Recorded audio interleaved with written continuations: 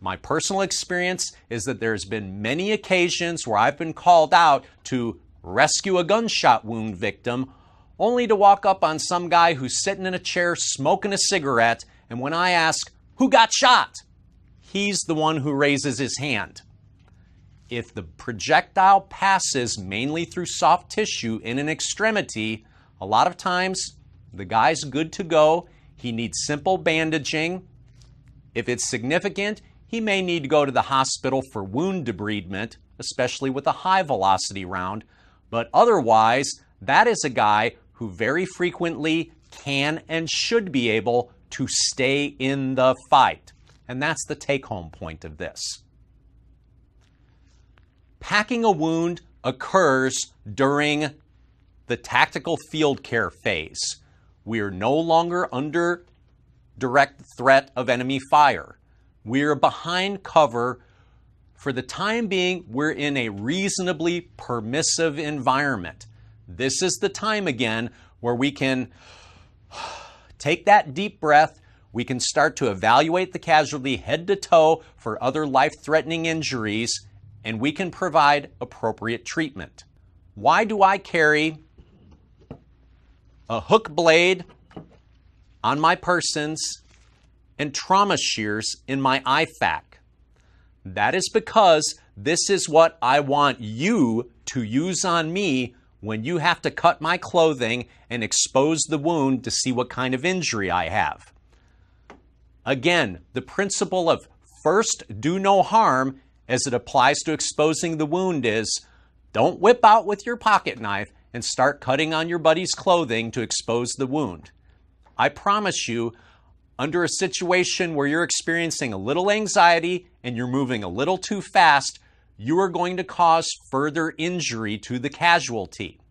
That is why I have a pair of trauma shears in my IFAK, and when I'm exposing somebody else's wound, I use my hook blade because it is an extremely safe method to cut off equipment and clothing.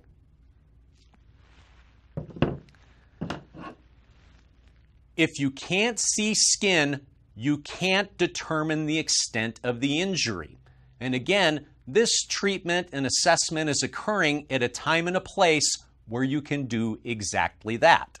The first step is to expose the wound as much as is necessary to get a good idea of the extent of the wound. After exposing the wound a little further, it gives us an idea of the size of cavity that 5.56 projectile made. It is not particularly impressive. And I can tell you again, this very closely duplicates a kind of wound that you will frequently see in the real world. What wounds do we pack and why do we pack them? Well, most importantly, we're packing a wound because it is a method of obtaining hemostasis. What is hemostasis? Control of the hemorrhage. We want to stop the bleeding.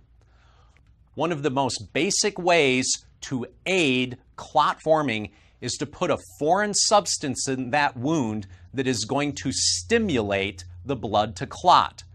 The most basic thing that has been around for probably thousands of years that accomplishes that is cotton gauze. The texture of cotton gauze, the surface area that it allows blood to cling to, stimulates the tissue factor in your blood to start forming a clot. What wounds are we going to pack? The number one requirement is first, the wound is of a size where it can be packed. A wound like we've demonstrated on this meat moulage is too small to pack. In general, if you can't get at least 2 fingers into the wound, you don't need to pack it, and it's fine to simply put a pressure dressing on that wound. The idea here is that you're likely to encounter wounds where there's a large cavity, there's a lot of muscle devitalization, and that the only way that you can effectively get this to clot quickly is by packing cotton gauze circumferentially in this wound and then holding pressure on the wound to stimulate effective clot to form. For purposes of training, what we do with this meat moulage is we just expand the wound tract with our fingers and create a channel that is now packable. What we're going to use to pack the wound is S-rolled gauze. This is what I provide in my IFAKs, and Mike does the same. This product is made by North American Rescue. It is fairly user-proof. It has red tabs at either end as if to say, this is where you should tear me.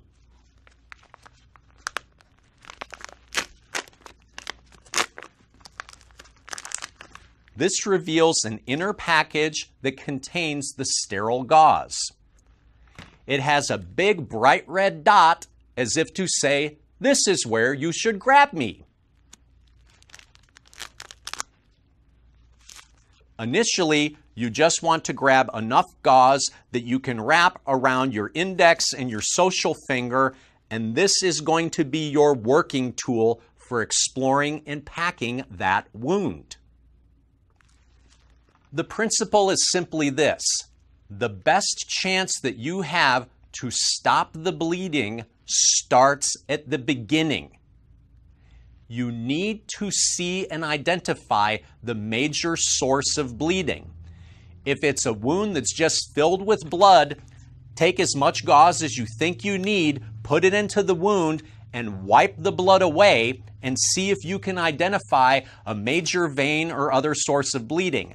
That is where you're going to want to drive your first pass of gauze, directly to the site of bleeding.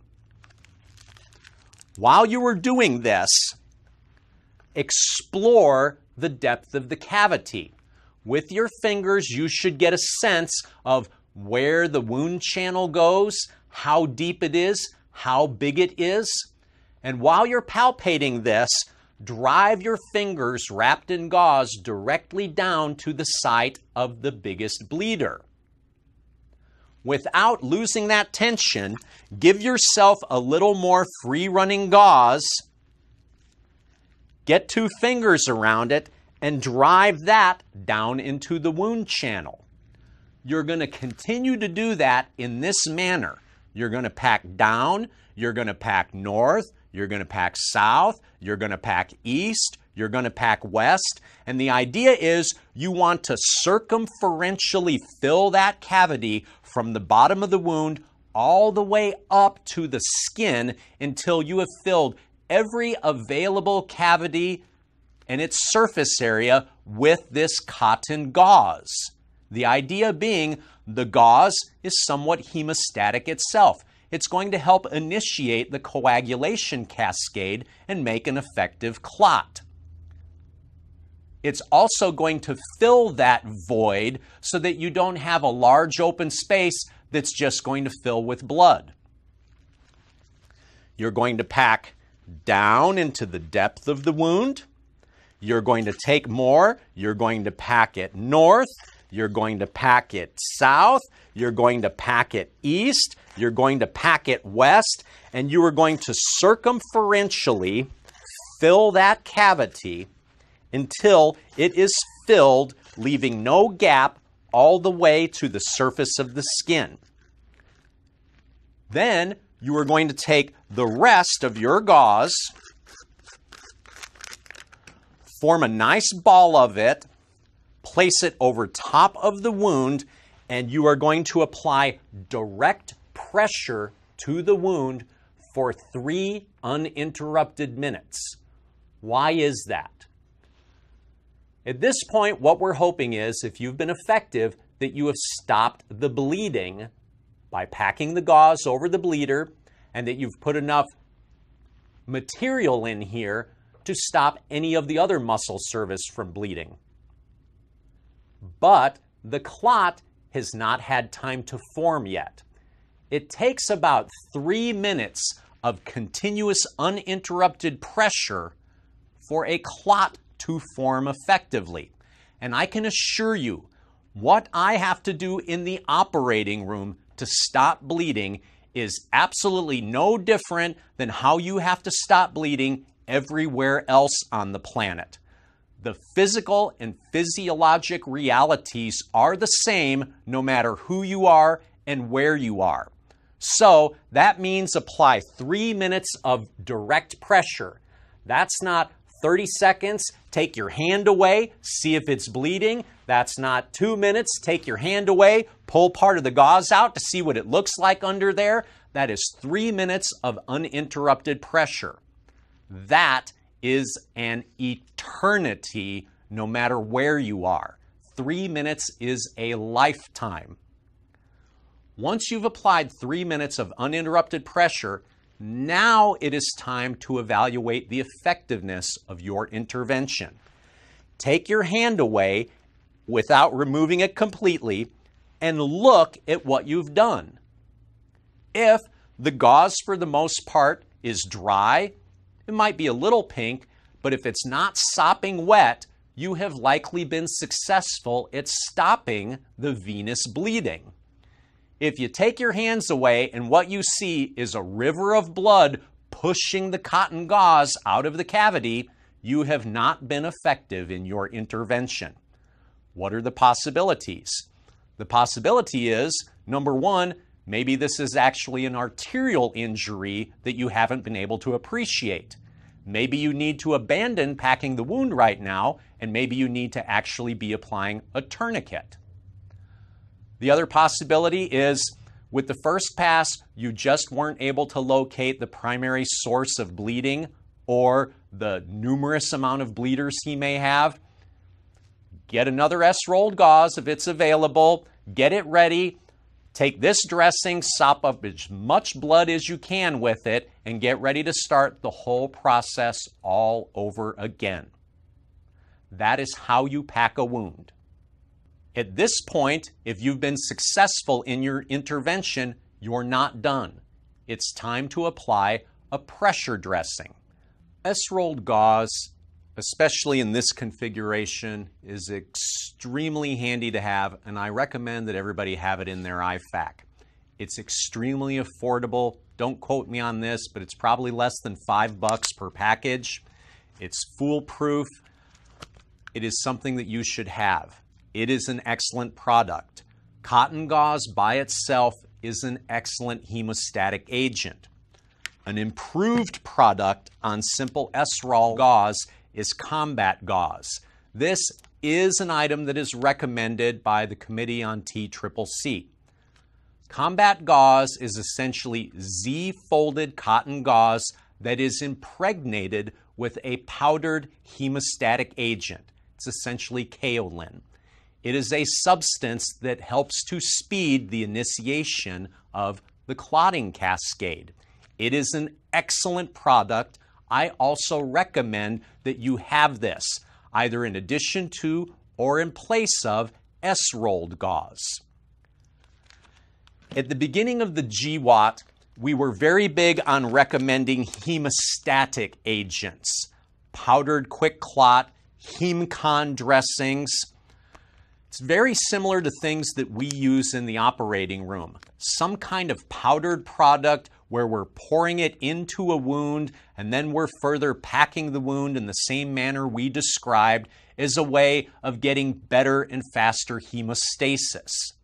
In a controlled environment like the hospital or the operating room, it's not that difficult to use some kind of powdered clotting agent. Out in the field, our experience has not been that successful. As a result, we definitely recommend a product like combat gauze where the hemostatic agent is impregnated within the gauze. It is an excellent product. The downside is it is also a very expensive product. It's close to 10 times the cost of simple S-rolled gauze, and that may be a consideration for you. Our job is not done. We've successfully packed the wound and we've stopped the venous bleeding. Now we have to apply a pressure dressing. Dressings come in many varieties. I am here to tell you that there is no reason to have any confusion or consternation about whatever pressure dressing you find in someone's IFAK. They all have the same qualities. They all have the same abilities. A dressing should do a few basic things. Number one, it should be big enough that it's going to cover the wound. Number two, it should be sterile or at least clean so that you're not further contaminating the wound. Number three, it should be secure and stay in place with the casualty when they're being transported. If a dressing can accomplish those three things, it is a good dressing. Mike, do you want to talk to us about a couple of the major dressing types and show us how we apply a pressure dressing? Sure. One of the most prevalent ones is the emergency bandage, commonly known as the Israeli bandage. It came out of use in Israeli Defense Force, both civilian and military applications due to a large number of suicide bombings over there. Many other combat dressings have been simple advancements on that same design. The OAL's modular bandage is one of my favorites. Same basic principle, you got a pad and an elastic bandage that allows you to apply pressure in one specific area and then cover it and secure it for transport. Packing being an initial treatment for a wound with venous bleeding and our bandage being a follow-up. Once the wound is packed, we'll open our bandage.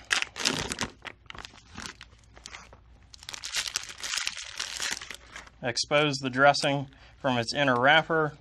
Apply the pad directly over the site of injury. And then deploy our roller bandage. Lift up. So while applying direct pressure,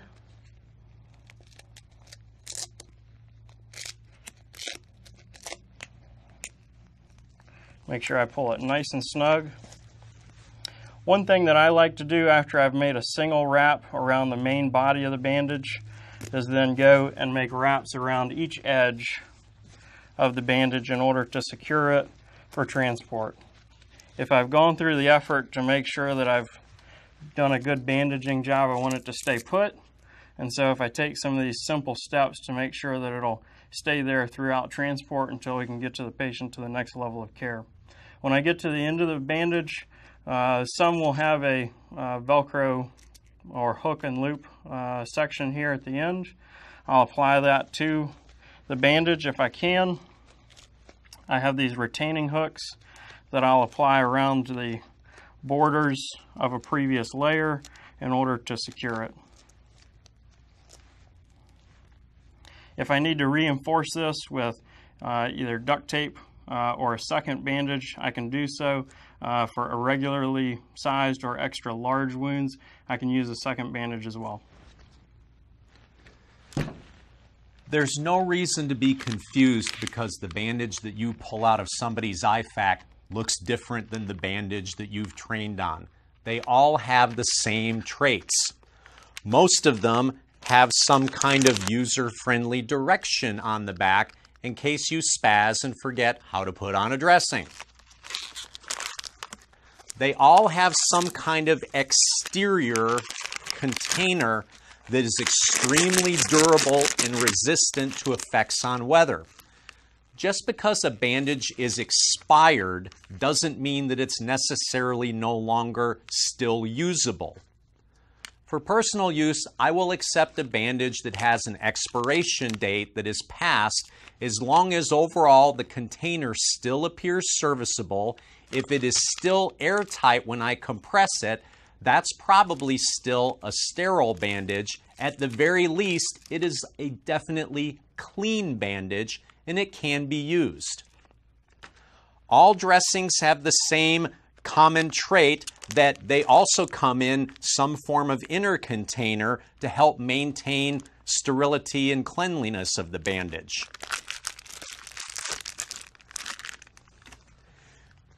Many of them have claymore-like directions to direct you to point the front towards the enemy or to put the other side towards the wound, again in case you spaz out and forget how to apply a pressure dressing. Big clue, regardless of what the bandage is, the white side goes to the wound. Take the center of the pad and place it over the center of the wound to get the most coverage. Just like Mikey showed us, just about every one of these has some method of applying tension or pressure, and most every one of them has some means of securing the dressing with Velcro and also tabs that will hook into edges of the dressing so that it will stay in place for transport.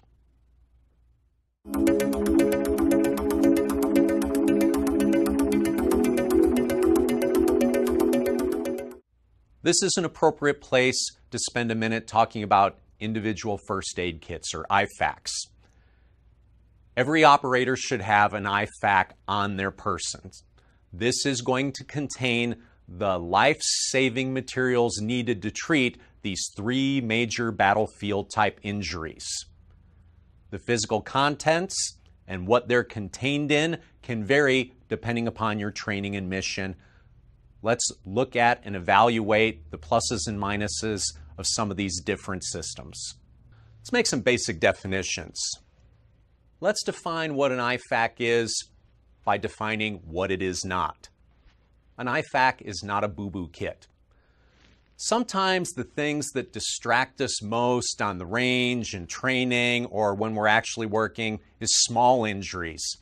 Everybody gets distracted by small cuts on your hand, abrasions, things that are easily dealt with Band-Aids, tape, bacitracin.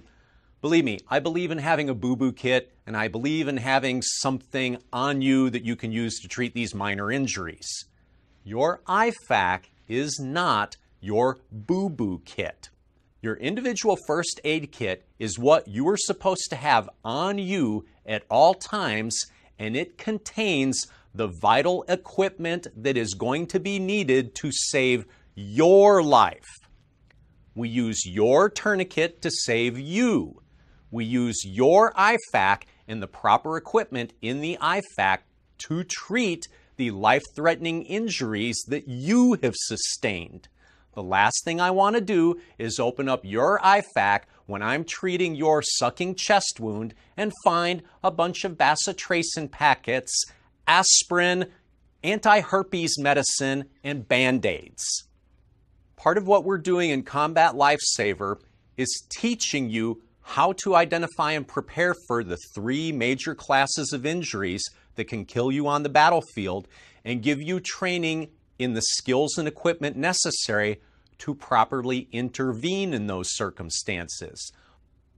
But how do we get all of the proper contents of an IFAK from something that looks like this into a package that's going to fit in one of these small pouches on our plate carrier? Let's spend another minute and talk about the proper contents of an IFAK.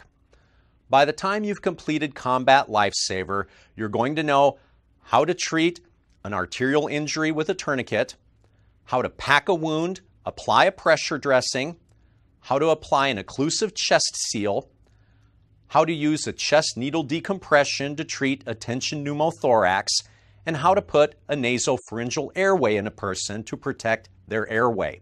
These are the essential items that need to be contained in an IFAK.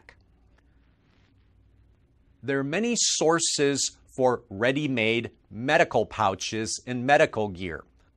I'll caution you that there are a lot of medical kits pre-assembled that are labeled as IFAKs. You'll have to examine the contents. The majority of them we find contains extraneous equipment and material that has nothing to do with what we want in our IFAK for Combat Lifesaver.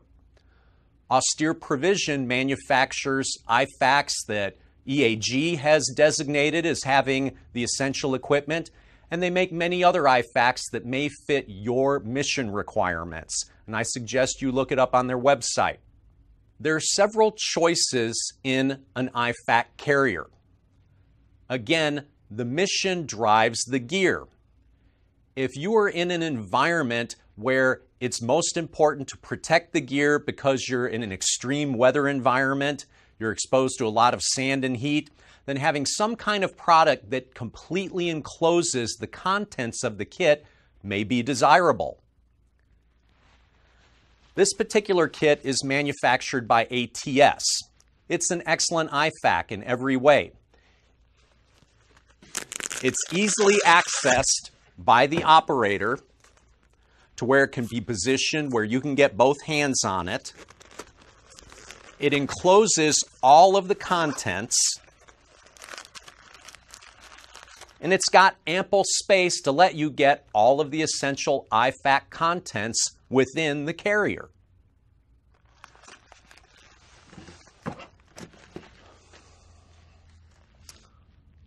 There's always a balance between accessibility and protection.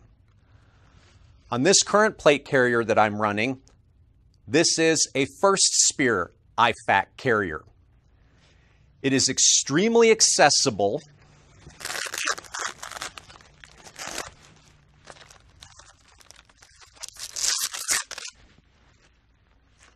And it has excellent organization and retention of all of the vital pieces of gear that we think should be in an IFAK.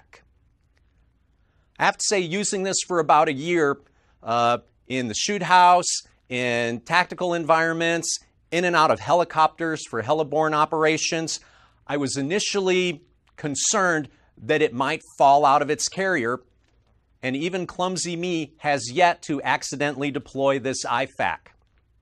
Take that for what it's worth.